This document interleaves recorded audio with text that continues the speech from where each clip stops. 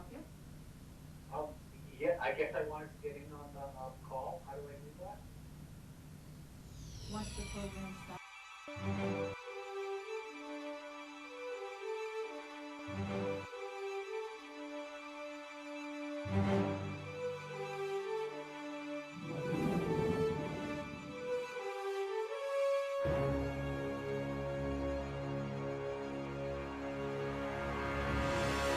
Supposed to start? Should I hit the arrow on the? Hi, welcome to Bourne Call In.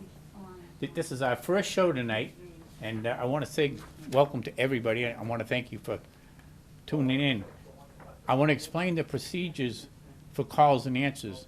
I'll do a little presentation, and my other guests will do a little talk. Once my presentation is done, you can call in with questions. Somebody is at the phone, they'll write the questions down and give them to me one at a time or two at a time. They'll give us the questions. As we go forward, you can keep calling in with questions, and even after the show, you leave your phone number, we'll call you back and answer the questions as best we could. We only have 28 minutes, we're very limited on time, and people are gonna start calling in. We're limiting people to one question, not a follow-up question. If you wanna do a follow-up question, you gotta call back and ask. So one question at a time, please, and please kind of follow that procedure. And no repeat questions. If somebody asks a question, you don't repeat and ask another question. If you want to have a question, you can ask it. So we got to keep the show moving because we do only have 28 minutes for total. And tonight's show, this show will cover many subjects. It'll cover the machine gun range. It'll cover cable. It'll cover all things that are pressing in the community at the time. It'll give another option for people to maybe get a little more information on a particular subject. And moving forward, tonight's show is an overview of the Buzzards Bay Coalition's presentation last week. I wasn't excited about the modeling. A lot of people weren't. They'd like to see a little more modeling. And then my guest speaker tonight, Tom, has been involved for a number of decades with the Buzzards Bay Coalition and different groups regarding wastewater. So without any further ado, I'm going to start with my presentation, basically, and it'll be quick. All right, first you got to realize this is Buzzards Bay. It's approximately 4 to 5 miles across the bottom of Buzzards Bay. So when the tide starts dropping, the water goes this way rapidly, drops to about 4.5 feet in Buzzards Bay. We have a number of sewer outfalls in Buzzards Bay already. There's one at Dartmouth, one at New Bedford, one at Fairhaven. There was one in Mattapoisett, but the one in Mattapoisett was abandoned, and Mattapoisett's doing groundwater discharge, no more outfall into the ocean there. Marion still has a plant that drops into, actually, Buzzards Bay. Wareham still has their plant. Their plant's located way up the Wareham River. It's almost like the lazy river in Disney World. It hardly moves at all. So, the water goes out of there, but not at any great speed. And then there's outfall at Mass Maritime. We're really not going to talk about that specific outfall. We're going to talk about that area. So first, to kind of give you a little more knowledge on the Cape Cod Canal and how it's been constructed through the years, the perceived side view of the canal by most people is that it's 35 foot deep from one end to the other. So you think water's just going to go back and forth. But that's not actually the case. The tide in Buzzards Bay goes up and down 4.5 feet, and it's 35 feet deep, let's say. At the other end of the canal, 7 miles away, it's 4.5 feet deeper. Well, this little wedge on the bottom is actually water space. So it's 4.5 feet deeper on there, by 450 feet wide, by 7 miles long. So that's a huge amount of water on the bottom of the canal. And you have to understand that in order for a ship to come in from this end, from the Buzzards Bay end, on a falling tide, they have 35-foot clearance here. They have to have 35 clearance all the way down through. So to account for the extra fall of tide actually has to be deeper. So if you were dumping anything in up here, it wouldn't necessarily go all the way through because the tide's dropping all the time also. So the water that's in the canal is leaving, doesn't leave very much, and it's basically designed, it's hard to understand, but it's simple. It's 4.5 feet deeper on that end. It's 450 feet wide at that end. This end is the narrowest end of the canal. Right, Grey Gables to Mass Maritime is the closest point on the canal. So it's much bigger on that end. So deeper, wider, the water goes down about that far, and it will come back. It's very interesting if you really follow it. But that's a big issue with the canal, so that anything is dumped in right here doesn't necessarily go out the other end. It just doesn't happen. There's not enough to push it out. Because as I showed you on Buzzards Bay, this is 450 feet wide. This water is going through this channel this way.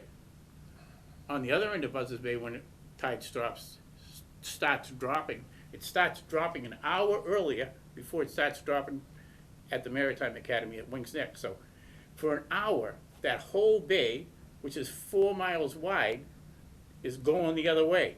So the water's not gonna go back towards Sandwich as much as it has been perceived. It will come towards Buzzards Bay.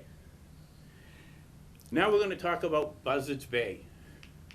Buzzards Bay is dredged to 35 foot right up through the middle to allow for the passage of large displacement hulls.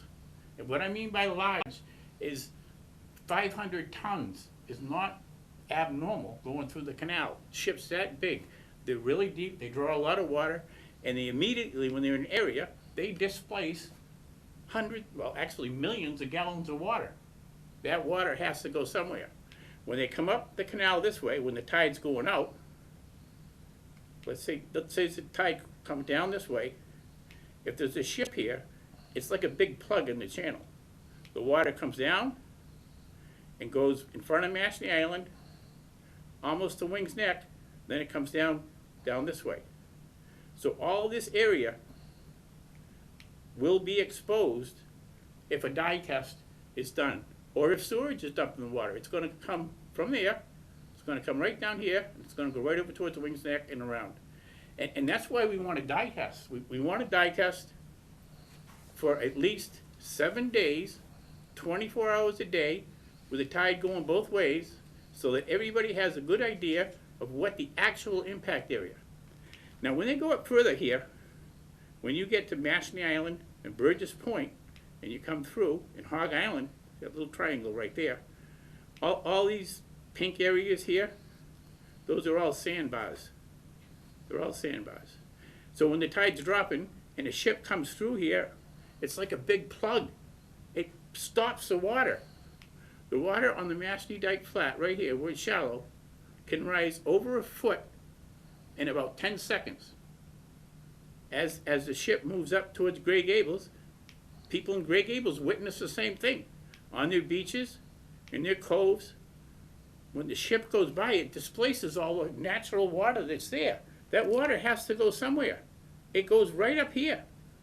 It also goes over the Taylor's Point. This is Mass Maritime here. Goes right over that flat. Goes right over this flat into Onset. The water just goes in there. Once the ship goes by, it rushes back out. But if that was all wastewater, it would be put over here. And it would, obviously, Grey Gables, it's bad enough now with Mass Maritime, but if there was 3 million gallons of water, or 10 million gallons of water, it wouldn't be good. I mean, the water's not going to come up any higher, but it would actually be wastewater. And even though we were told that it wouldn't affect up here, all the way up here in this channel going to the Little Buttermilk Bay, when a large ship goes through and plugs right here between Mashney and Hog Island and Burgess Point, when a ship's passing through here, when the tide is dropping, it stops the tide all the way up here, way up in Little Buttermilk Bay, and on sometimes it actually turns the tide for a couple of minutes. It's unbelievable. So that's a huge amount of water that gets displaced and pushed back. And again, when the tide starts dropping, the perception is this might go up the canal. The tide at Wings Neck turns an hour before the tide at the railroad bridge, which is right here. Turns an hour. So the tide gets rolling, going this way already. Anything that is in this area is going to go down the bay further. The next time the tide comes, in my opinion, it's going to come in into these estuaries here. It's going to come up into Squatigue right here. It's not going to go all the way back to Sandwich. It's going to go into Bourne. It's very likely they don't want to do a dye test. They want to rely heavily on modeling, which just indicated it would go back and forth here, which is, you know, the tide's going 6 miles an hour. 6 miles an hour for 36 miles would be a long way. So I'm going to have to break it off. But that's basically where we are, and that's what you can ask me questions on. I'm going to turn it over to Tom. Hi, Tom Barlow. I served as a Buzzards Bay Water Commissioner back in 2002, 2005. And,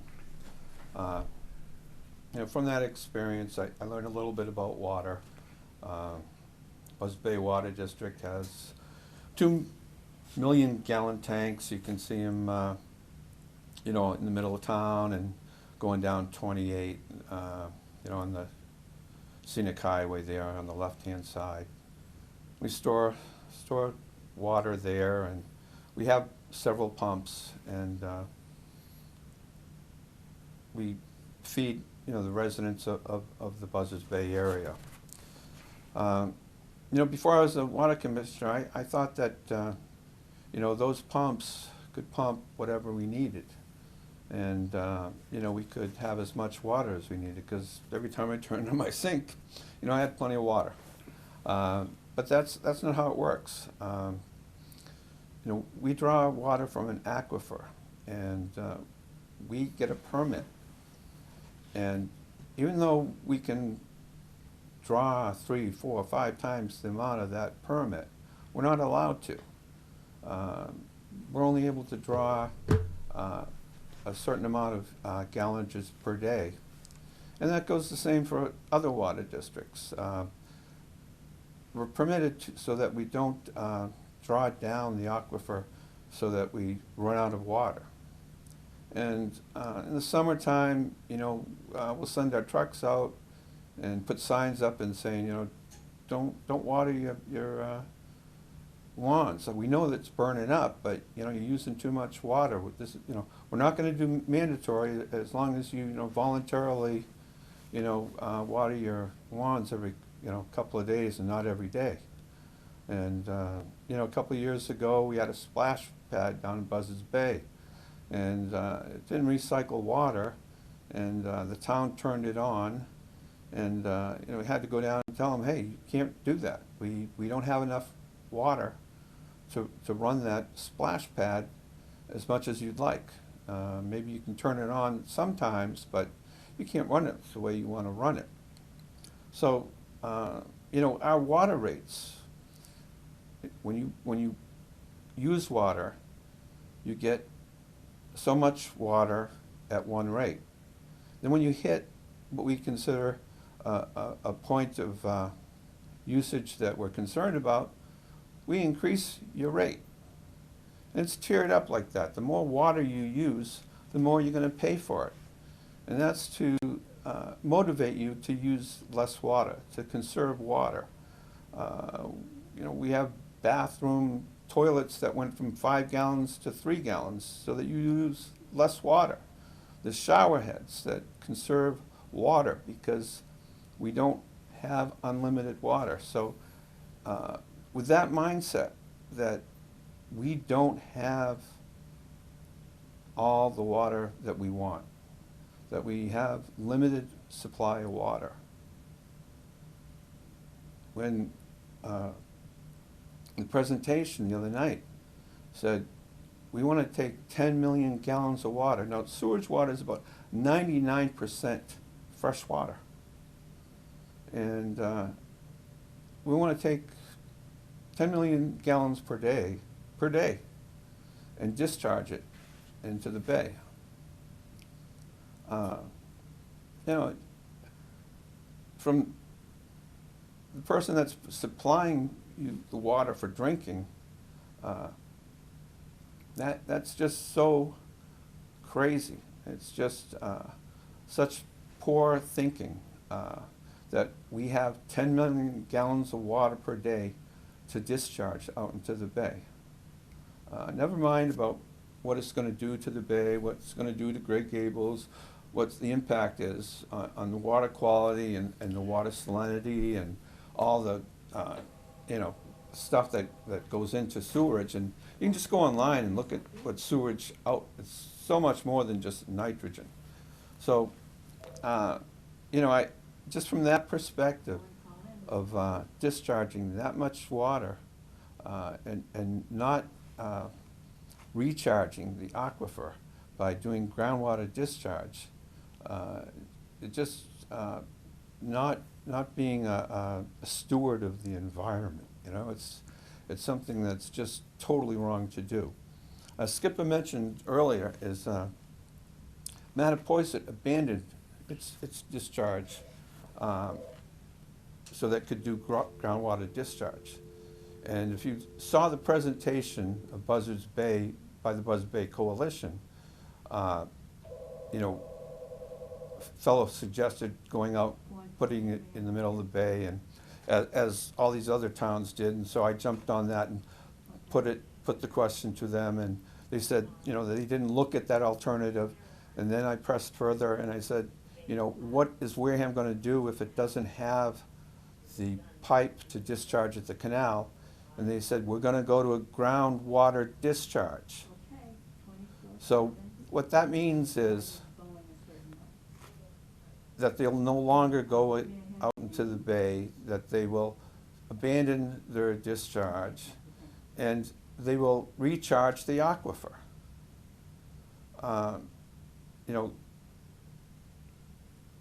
Cost-wise, it's more expensive, but environmentally wise, it's the right thing to do. We expect people in our community to go with groundwater discharge. When the middle school was built, we triggered the 40,000 gallons per day between the high school, the middle school, and at that time it was the Peeble School. And we put a groundwater discharge facility, wastewater treatment facility at the middle school. And if you just take a ride behind the middle school, you'll see that facility. We didn't say we're going to treat it to secondary treatment and run a pipe to the canal and discharge it. That was not on the table.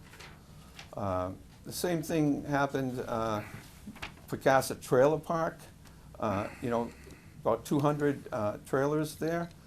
Now, the economics of it, would be great if the person could have done it to secondary treatment and discharge it and save some money, but that's not the case. That person was forced to go forward and have groundwater discharge and meet groundwater standards.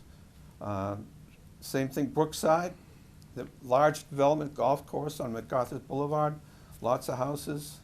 When their development went forward, there was no option of going into the canal, doing and Tom, Back River's right Excuse there. me, you have a question for you. Okay. And that's from Kathy. Okay. And she's asking, want me to read it to you? Sure. Okay. She's asking you if Mass Maritime Academy is allowed to discharge 24/7 or on certain tides. If you looked at the permit, was there any restriction that restricted them to certain tides, or are they allowed just 24/7? As far as I know, there was no time restriction. It's the same thing as the drawing a water permit is that you're allowed to discharge so much gallonage per day, and they usually do it, based on need when they discharge. All the plants are like that. Yeah, I do want to explain that we did invite the operator of the Mass Maritime Oh, yes. sewer plant to come in on the show. We also invited Guy Campino, who's the superintendent of the Wareham sewer plant. The town administrator wasn't comfortable with Guy coming, and the Mass Maritime operator had a prior commitment and couldn't come, but he said if there's questions, I could forward it to him, and I'd have them for the next show. So we'll forward this question to him tomorrow Sure. and see if I we d- can get a better answer. If I just want to say a minute, is that we're not trying to vilify anybody. I've known Guy Campina since high school. You know, I'm friends with his children. He's friends with my children.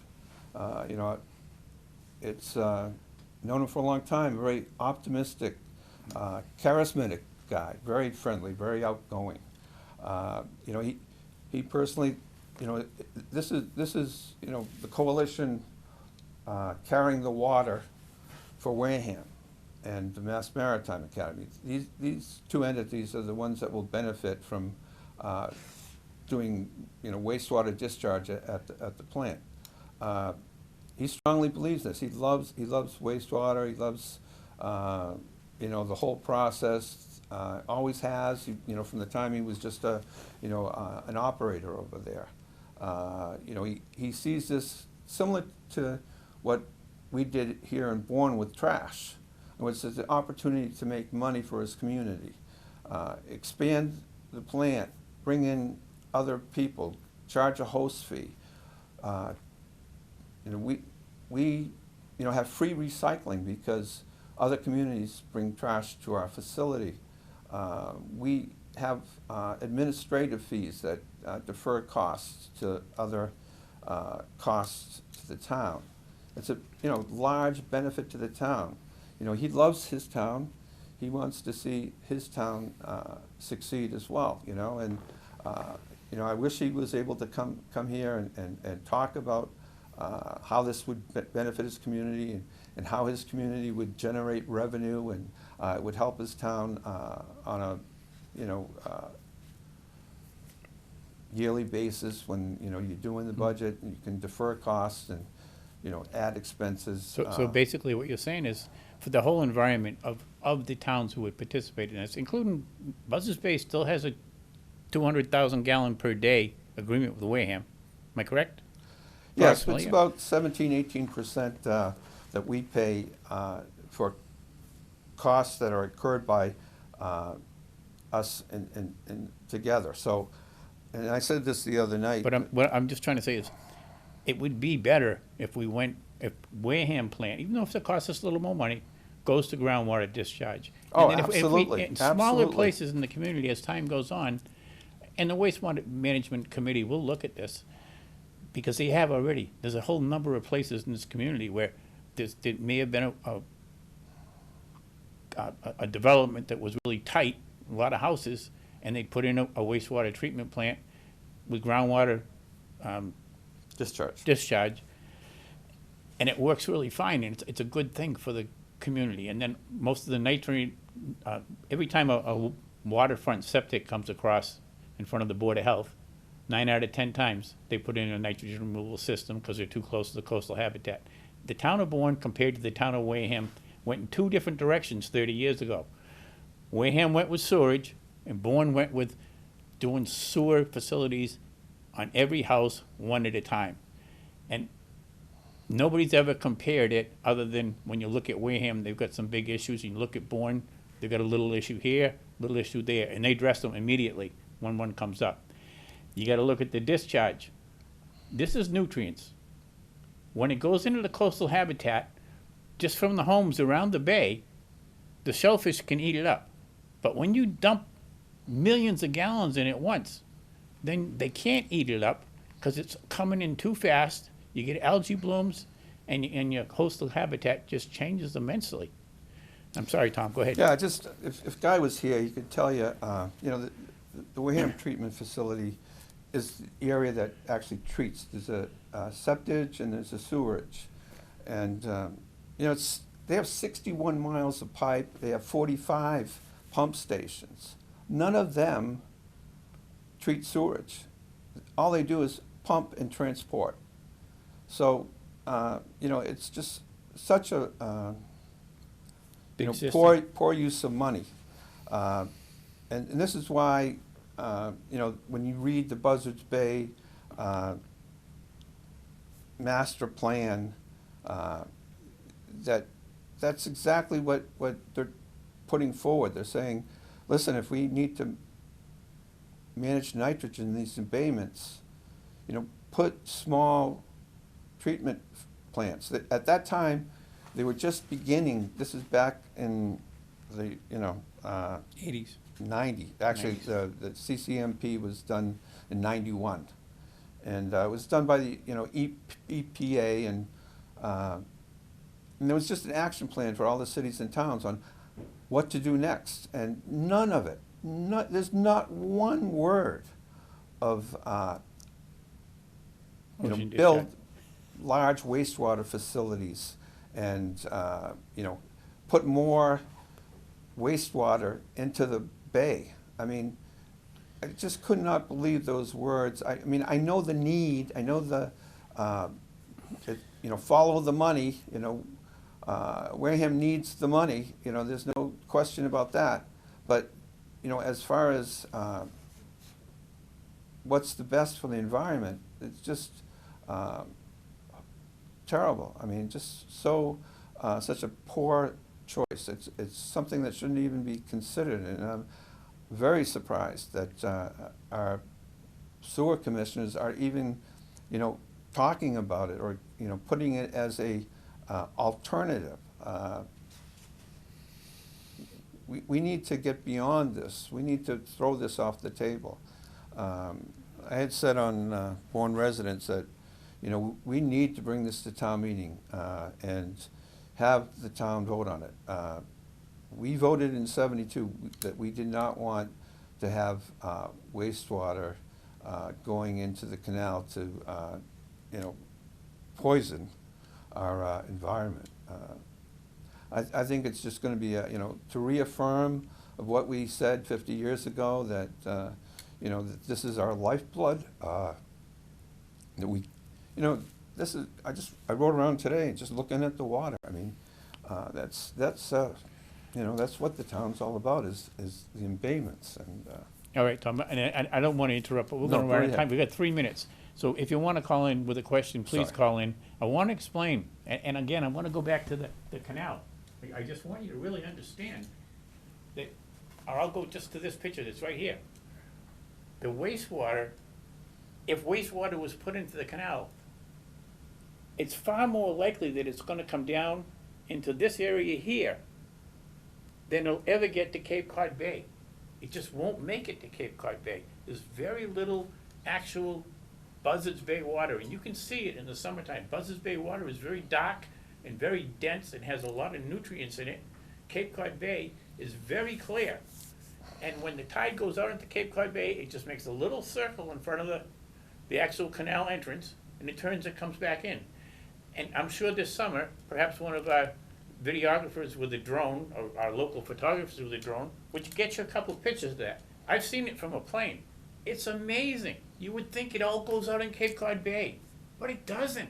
It only goes just to the end, and then it comes back in. And when it comes back in, a large percentage of it gets pushed into Buzzards Bay. Goes all, and that goes into Buzzards Bay. So you're not going to send anything away. You're going to be dumping this on your neighbors. You're not going to like this. Skip, just Yeah, go one ahead. point that you had brought up earlier to me before we started rolling the camera, is that I had said the other night that we had a discharge from the Joint Base Cape Cod facility, and it really, the state considers it a groundwater discharge, even though they ran the pipe 7 miles across the base. They didn't actually put a discharge pipe into the bay, apparently. Of the canal. Into the canal. They put it into a sand filter bed on the edge of the canal. So it's not the same as the Maritime Academy. There is sand filter treatment prior to the movement of the water, prior to groundwater discharge to the canal. All right. But Yeah, we're gonna wrap it up, Tom. Sure. Any other thing on the base? Of course, the base is not growing. The base is generally getting smaller. They got the sheriff's department out there in the jail, but other than that, the hospital's gone. A lot of the facilities are gone. So they're piping this over, but also their discharge is diminishing significantly, and it has been for a long time. They may increase it again. Right. But I gotta say goodnight. We're going off the air. Thanks for watching.